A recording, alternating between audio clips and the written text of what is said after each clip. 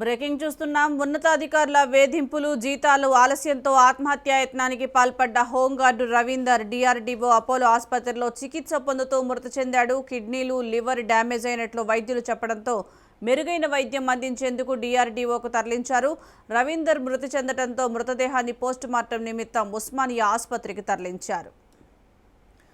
ఉన్నతాధికారుల వేధింపులు, జీతాలు ఆలస్యంతో ఆత్మహత్యాయత్నానికి పాల్పడ్డ హోంగార్డు రవీందర్ డిఆర్డీఓ అపోలో ఆసుపత్రిలో చికిత్స పొందుతూ మృతి చెందాడు. కిడ్నీలు, లివర్ డ్యామేజ్ అయినట్లు వైద్యులు చెప్పడంతో మెరుగైన వైద్యం అందించేందుకు డిఆర్డీఓకు తరలించారు. రవీందర్ మృతి చెందడంతో మృతదేహాన్ని పోస్టుమార్టం నిమిత్తం ఉస్మానియా ఆసుపత్రికి తరలించారు.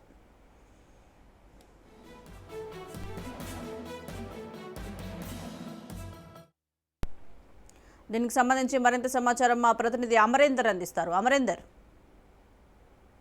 సుజాత, డిఆర్డీఓ అపోలో ఆసుపత్రిలో చికిత్స పొందుతూ హోంగార్డ్ రవీందర్ చెందారు. అయితే 4 రోజుల క్రితం మంగళవారం సాయంత్రం సమయాన ఆత్మహత్య యత్నానికి రవీందర్ పాల్పడ్డాడు. అయితే పెట్రోల్ పోసుకొని నిప్పంటించుకున్నాడని ఇప్పటికే పోలీసులు అయితే చెప్తున్నారు. అయితే ఆత్మహత్య యత్నానికి పాల్పడ్డ రవీందర్ ని ఒకసారిగా కాలిన గాయాలతో రవీందర్ ని ఉస్మానియా ఆసుపత్రికి తరలించారు. ఉస్మానియా ఆసుపత్రిలో ఒక రోజు మొత్తం చికిత్స అందించారు. అయితే ఉస్మానియా ఆసుపత్రికి విషయం తెలుసుకున్న రవీందర్ కుటుంబ సభ్యులు కన్నీరు మున్నీరుగా తలపించి చాలా రోజుల నుంచి కూడా రవీందర్ మా భర్త వేధింపులకు గురవుతున్నాడు, జీతాల విషయంలో ఇబ్బందులకు గురి చేస్తున్నారంటూ కూడా వాళ్ళ భార్య ఆరోపిస్తుంది, ఆవేదన వ్యక్తం చేస్తుంది. అయితే దీంతో మెరుగైన చికిత్స కోసం వేరే ఆసుపత్రికి తరలించారని వాళ్ళ భార్య కోరడంతో అపోలో డిఆర్డీఓ ఆసుపత్రికి మెరుగైన వైద్య చికిత్సల కోసం కూడా అతన్ని తరలించే సిచ్యువేషన్ ఉంది. అయితే నిన్న పూర్తిగా చికిత్స పొందుతున్నారు. చికిత్స పొందుతున్న క్రమంలో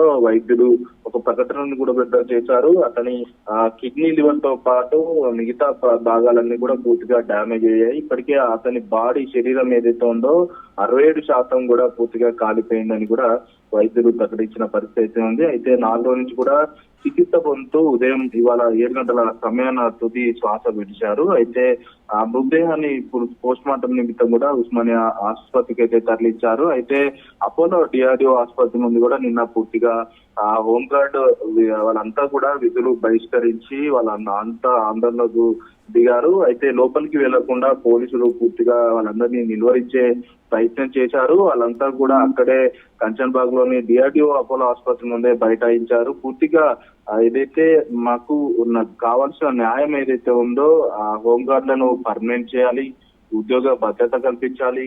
మరోవైపు వాళ్ళకి డబుల్ బెడ్రూమ్ ఏదైతే కేసీఆర్ 2017 అసెంబ్లీలో ఏదైతే హామీ ఇచ్చారో వాటన్నిటిని కూడా నెరవేర్చాలంటూ కూడా వారు డిమాండ్ చేశారు. అయితే ప్రతిపక్ష నాయకులు ఇటు బీజేపీ కావచ్చు, కాంగ్రెస్ నాయకులు కూడా పూర్తిగా మద్దతు తెలిపిన సిచ్యువేషన్ అయితే ఉంది. అయితే చాలా ఇండ్ల నుంచి వెట్టి చాకరీ చేయించుకుంటున్నారు. కానీ మాకు జీతాలు ఇవ్వడం విషయంలో కావచ్చు, పని విషయంలో కావచ్చు ఒత్తిడి బాగా ఉందని, ఇటు పని ఒత్తిడి కాకుండా ఉన్నతాధికారుల వేధింపులు చాలా ఉన్నాయంటూ కూడా హోంగార్డులు తమ ఆవేదనను వ్యక్తం చేస్తున్నారు.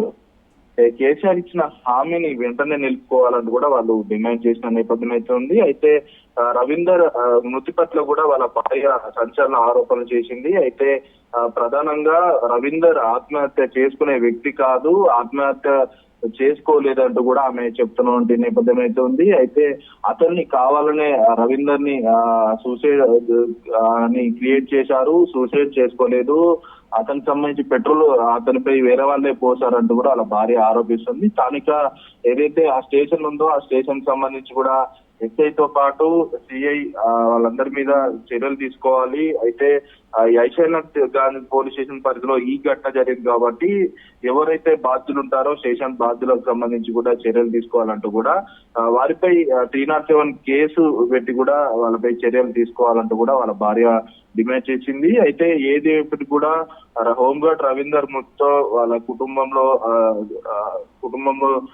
ప్రస్తుతం అయితే కన్నీరు మున్నీరుగా కనిపిస్తున్నారు. కొంచెంప్పటి క్రితమే కుటుంబ సభ్యులు కూడా వాళ్ళు బయటకు వచ్చి వాళ్ళు మీడియాతో మాట్లాడుతూ కూడా మా ఆయన రవీందర్ పూర్తిగా హోంగార్డు సంక్షేమం కోసమే, హోంగార్డుల బాధల కోసమే, హోంగార్డులు ఇబ్బందులు పడుతున్న వర్షన్ గమనించి అతను ఆత్మహత్య శరణ్యం అనుకున్నాడు. కానీ మా ఆయన్ని కావాలనే ఎవరో నిప్పు పెట్టి చంపేందుకు ప్రయత్నించారంటూ కూడా ఆమె ఆరోపిస్తుంది. అయితే బాధ్యులపై చర్యలు తీసుకొని అయితే ఆమె భార్య రవీందర్ భార్య డిమాండ్ చేస్తున్న సిచ్యువేషన్ అయితే ఉంది. ప్రస్తుతానికి అయితే హోంగార్డ్ రవీందర్ మృతి పట్ల కూడా హోంగార్డులంతా కూడా కన్నీరు మున్నీరుగా కనిపిస్తున్న సిచ్యువేషన్ ఉంది. అయితే ప్రస్తుతానికి హోంగార్డ్ రవీందర్ మృతదేహాన్ని ఉస్మానియా ఆసుపత్రి పోస్ట్ మార్టం తరలిస్తారు. పోస్ట్ మార్టం అనంతరం అంత్యక్రియలు భారీ బందోబస్తు నడుమ కూడా ప్రస్తుతం అయితే జరిపే అవకాశాలు అయితే కనబడుతున్నాయి. Sujatha. Right, thank you Amarender.